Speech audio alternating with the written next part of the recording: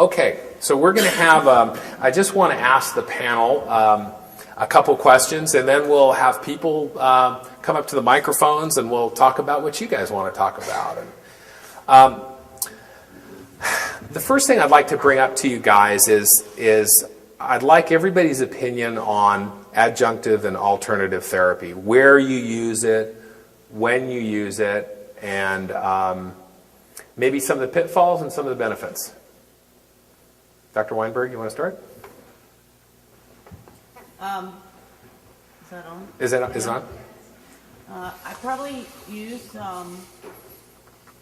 it may have to do with entering my twilight years, that every horse that I look at the same. And every horse that I look at, I involve an acupuncture exam and a chiropractic evaluation. And that's partly because I do a lot of that stuff, and it's, again, about balance and symmetry, and that information helps me in evaluating the whole horse. Now, I struggle with people who say there's an EPM point and there's a Lyme disease point and that's all you need. But as part of the whole picture, it's really important. Or to me, it's important as far as figuring things out.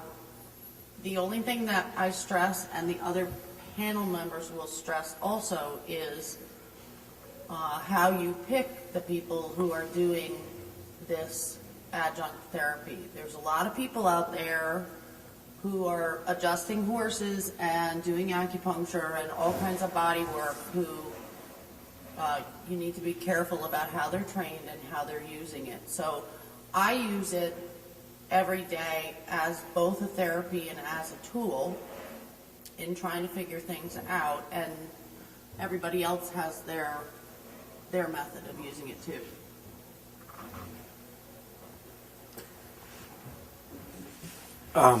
It's hard to complement that and say much different. My examination always includes an acupuncture and chiropractic examination as well, generally at the beginning.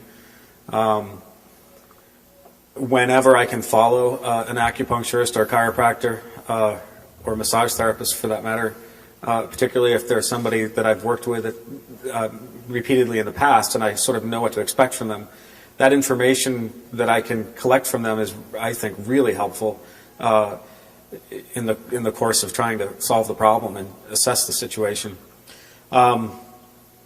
So for me, it's an integral part of A, diagnostics, and then B, maintenance of the situation for the given horse.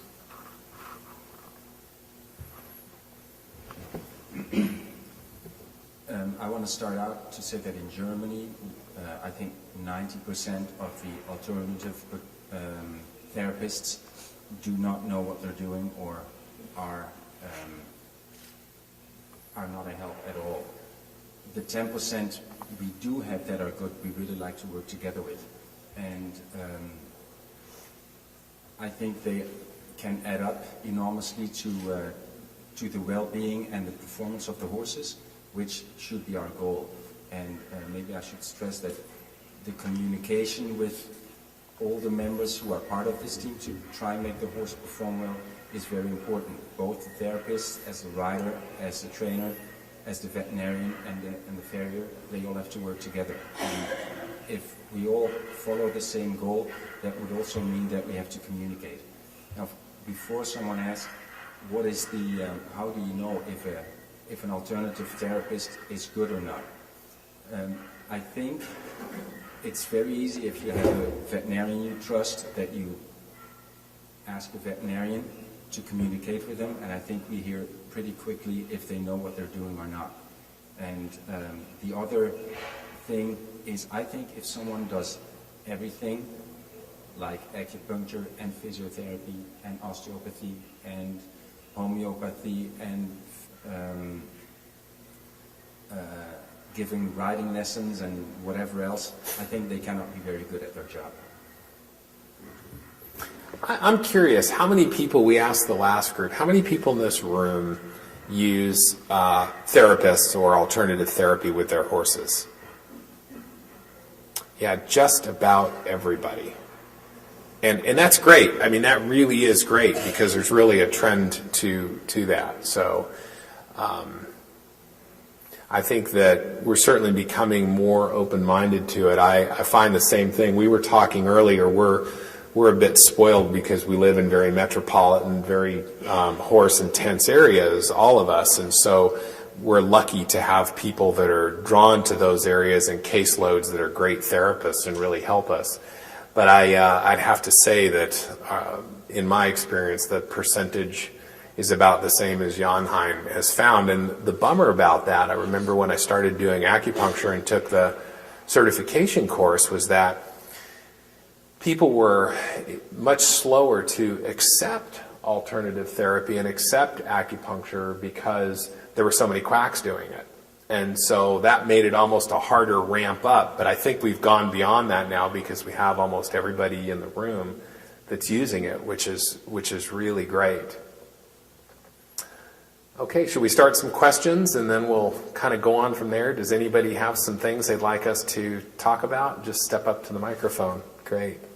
When you talk about all the people who are out there who are practicing who maybe aren't necessarily the most qualified, what organizations should we be looking to? Like, can we ask for a certification? And if we ask for the certification, do we know that that's a quality certification, or should they absolutely be a vet? Or could you elaborate a little bit more there? Do you mind if I start on that one? Go for it. Okay, that's a great question. Did everybody hear the question? How do you pick? I have to tell you that the top 3 people in my veterinary class, I wouldn't have work on my dog. And so, I think that certification is difficult because while it ensures a certain standard of education or training or experience, it doesn't ensure or guarantee ability. And that's really tough because therapy, I think, is even more of an art. Body work is even more of an art than medicine. I think too often times us doctors don't have enough of the art in what we do. This group does because they use all these therapies. But too often times, if I walk into a barn and there's a therapist there that's waving a crystal over a horse that has EPM, I got a problem with that. The difficulty is that I can't speak for other states, but in California, you don't need a license to do that. Technically, you do need a license to put needles in horses. But again, that can also be a problem. I've had some real problems with human chiropractors that were not trained in horses coming in to do horse manipulation. Either they were ineffective or they were harming the horses. So that training is difficult. And that's a great question, but unfortunately, certification is not a way to do it. Certainly, if someone has done a masseuse school or has done some bodywork training, that's better than nothing.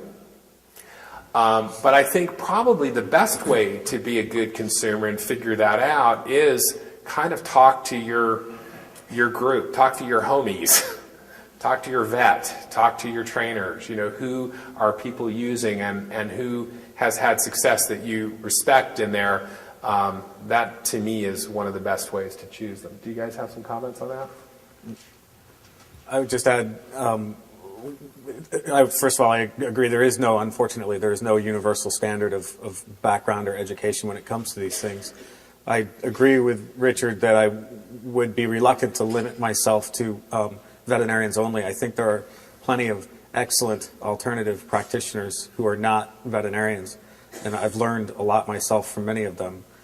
I think 2 things. I think this day and age, we veterinarians are not just the primary person to be treating the only person to be treating the horse, but part of our role is to sort of supervise the team or collect a team or assemble a team that we're comfortable working with and introduce our clients to that group. So that would be the first avenue, is for you to discuss it with your veterinarian and hopefully we will all be assembling these sort of teams to do this type of work and work together.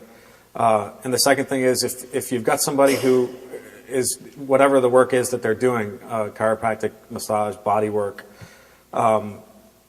if they take the time after each horse to fill out a chart that maybe has a diagram of the horse and make notes and comments, then they're holding themselves to a standard where they're willing to defend and explain what they're doing. And I think that's a first step. So that would be a significant first step towards making me comfortable with someone.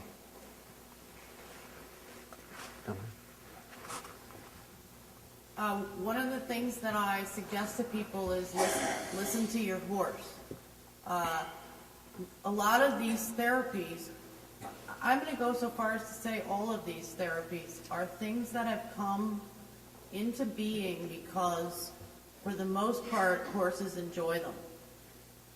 And there's two things that you need to observe. Is the horse okay with what's being done? And do you notice that the horse is better? They respond to this therapy if it's done correctly. So if you ride your horse after one of these therapies, or you observe a lot of anxiety on the part of the horse while that stuff is being done, that needs to send a bell off in your head about whether it's okay or not. That's a great comment.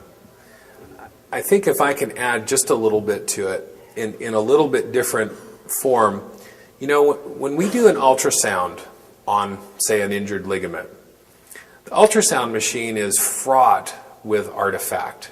You get all kinds of lines and hair in the way and tissues overlying and fluid and the horse moving and the sunlight's coming in the wrong angle. And so there's lots of artifacts.